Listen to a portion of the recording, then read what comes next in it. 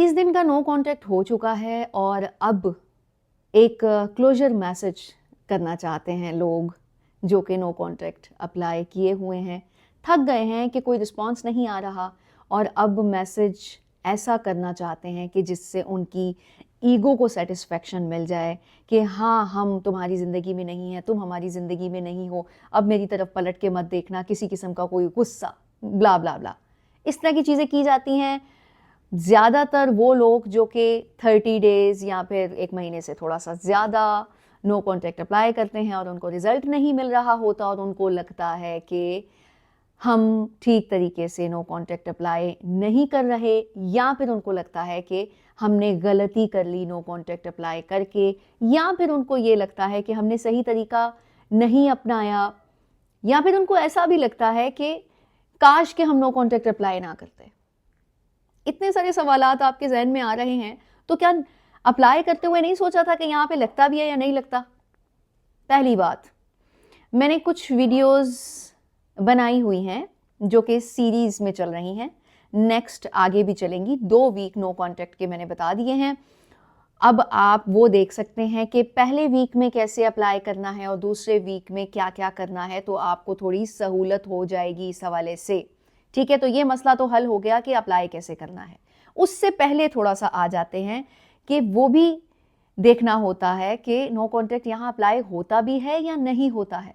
इसकी सिचुएशंस भी मैंने बहुत दफ़ा बताई हुई हैं, लेकिन मैं आपको दोबारा रिपीट कर देती हूँ। अगर आपका ब्रेकअप हो चुका है और आप किसी भी तरह से अपने पार्टनर को दोबारा अपनी ज़िंदगी में लाना चाहते हैं या फिर उसे किसी किस्म का एहसास दिलाना चाहते हैं, सबक सिखाने वाला काम मेरी तरफ नहीं है, तो इस चीज़ को जहन में रखिएगा कि जब भी आप इस तरह का कुछ भी स्टेप उठाने लगे हैं कि नो कॉन्टैक्ट अप्लाई करना है, तो ये ज़रूरी नहीं है कि आपने नो कॉन्टैक्ट अप्लाई किस सिचुएशन में किया। अब नो कॉन्टैक्ट अप्लाई करते हुए आपने जिन चीज़ों का ख्याल करना होता है वो कौन सी होती हैं? सबसे पहले तो आपने ये फोकस करना होता है कि आपने अप्लाई यहाँ पे करना है या नहीं करना। उसके लिए 2-3 चीज़ें ही आपको पता होनी चाहिए।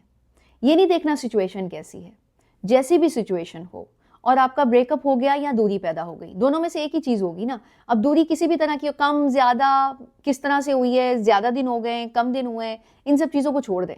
अब आपने देखा कि हाँ, दूसरा इंसान आपकी तरफ तवज्जो बिल्कुल नहीं दे रहा, ब्रेकअप की तरफ बात जा रही है या ब्रेकअप हो चुका है, या फिर आपको लगता है कि अब मुझे मुतवज्जे करना है अपने पार्टनर को, तो तब आप नो कॉन्टैक्ट अप्लाई कर देते हो। इसी तरह की कोई सिचुएशन होती है। दूसरी चीज़ जो मैटर करती है इसको अप्लाई करते हुए, वो ये कि आपका मकसद क्या है।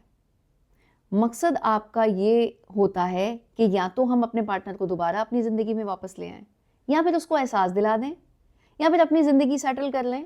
लेकिन तब भी आप चाहते हैं कि दूसरे इंसान को मैं ये ज़रूर बता दूं कि हाँ, हम अगर साथ होते तो बहुत अच्छा होता। इनमें से कोई एक मकसद ही होता है। सबक सिखाने वाली कहानी मैं नहीं करती कि आपने किसी को सबक सिखाना, इतना वेला टाइम नहीं होना चाहिए आपके पास भी कि आप किसी को ये एहसास दिलाते रहें कि हाँ, तुमने मेरे साथ बुरा किया है बहुत। कोई भी किसी के साथ बुरा नहीं करता। अगर आप अपना दिमाग इस्तेमाल करते तो दूसरा इंसान आपके साथ बुरा नहीं कर सकता था। आपको धोखा भी कह सकते हैं, वो नहीं देता, या आपका टाइम वेस्ट ना करता, आप खुद इन्वॉल्व थे उसमें। तो इसीलिए बेहतर ही होगा कि आपको अपनी कुछ ग्रूमिंग ऐसे करनी है कि आइंदा से कोई आपकी लाइफ में आके आपका टाइम बर्बाद ना करे। दोनों चीज़ें क्लियर हो गई।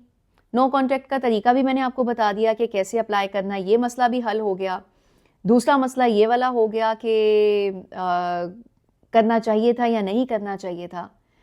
अब इसके बाद आपने अप्लाई कर दिया, इन चीज़ों को देखने के बाद आप चल रहे हैं, 1 महीना गुजर गया, रिजल्ट नहीं आया, पैटर्न भी बिल्कुल ठीक है, सब कुछ ठीक चल रहा है। अब एक चीज़ है जिस पे आपको फोकस करना है, जिसका आपको इसको अप्लाई करने के बाद ही अंदाज़ा होगा।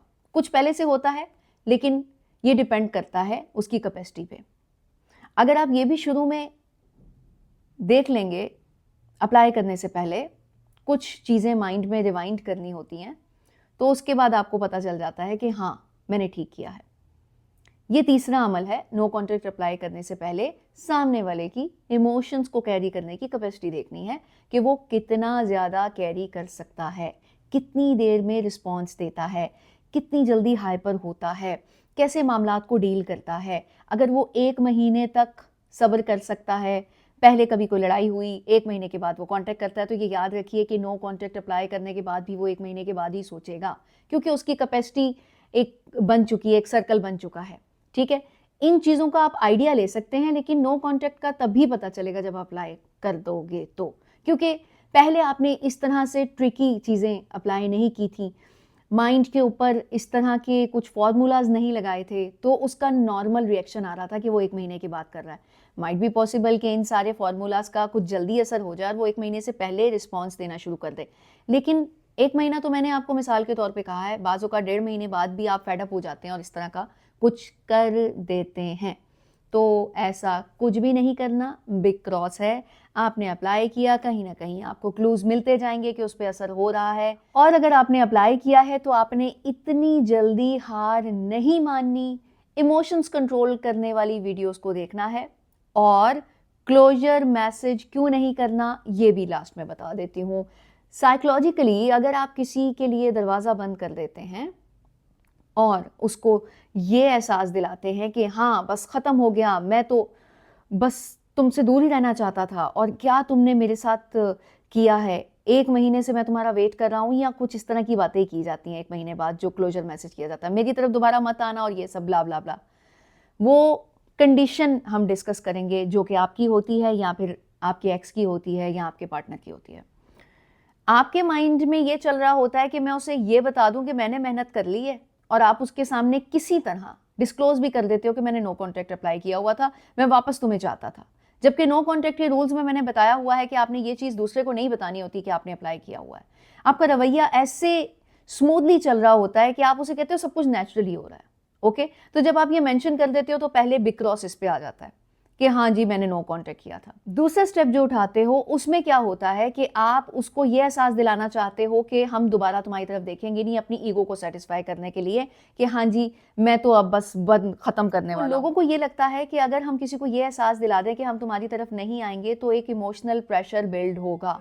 इमोशनल प्रेशर बिल्ड होने में ऐसा नहीं होता है कि कोई आपकी तरफ वापस आ जाए। बाज़ लोग इमोशंस का प्रेशर लेते हैं, बाज़ लोग नहीं भी लेते। सिक्योर पर्सनालिटीज इमोशंस का प्रेशर नहीं लेती। ये तो कंडीशन हो गई आपके माइंड की, लेकिन सामने वाले के माइंड में इस तरह की चीज़ें देखकर प्रेशर बिल्ड नहीं होगा, बल्कि उसको एहसास हो जाएगा कि आपको उसी की ही पड़ी हुई है। उसे खींचने के लिए आपने नो कॉन्टैक्ट अप्लाई किया और जब नहीं हुआ तो डेस्परेशन का अंदाज़ा हो जाएगा उसको आपके मैसेज करने से। तो बिग क्रॉस है कि आपने कोई मैसेज नहीं करना, सब्र रखें, रिजल्ट आएगा। और अगर आप नो कॉन्टैक्ट ख़त्म भी करना चाहते हैं या उससे वाइंड अप करना चाहते हैं या फॉर्मूलाज नहीं लगा रहे, तो क्लोजर मैसेज की तब भी ज़रूरत नहीं है, बस स्टॉप कर दीजिए।